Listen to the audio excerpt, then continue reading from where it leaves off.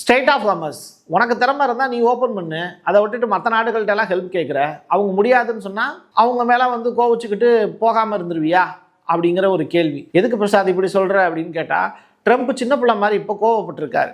காரணம் என்ன அப்படின்னா, ஸ்ட்ரெயிட் ஆஃப் காமர்ஸில் வந்து அமெரிக்கா கப்பல் போகிறதுக்கு உதவி செய்யலை சீனா அப்படின்னா, நான் மறுபடியும் மார்ச் மாதம் 31 வந்து சீனா போகிறதா பிளான் வச்சுருக்கேன்ல, நான் போகமாட்டேன் சீனாவுக்கு அப்படின்னு சொல்லி அடம்பிடிக்கிறார். ஸ்கூலுக்கு போக மாட்டேன் அப்படின்னு சொல்லக்கூடிய சின்ன பிள்ளை மாதிரி அவர் அடம்பிடிக்கக்கூடிய விஷயத்தை பார்த்து சீனா வந்து கண்டிப்பாக வந்து சிரிக்க தான் செஞ்சுருப்பாங்க.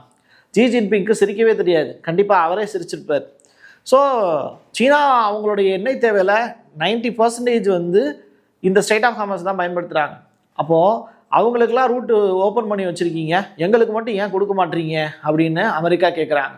அவங்கெல்லாம் போர் பண்ணலப்பா, நீதாப்பா போர் பண்ண, இஸ்ரேலில் சொன்னதை கேட்டுட்டு நீதாயா போர் பண்ண அப்படின்னு ட்ரம்ப்புக்கு யாராவது போய் சொன்னீங்கன்னா நல்லாயிருக்கும். இதுதான் ட்ரம்ப்பினுடைய தற்போதைய நிலைமை.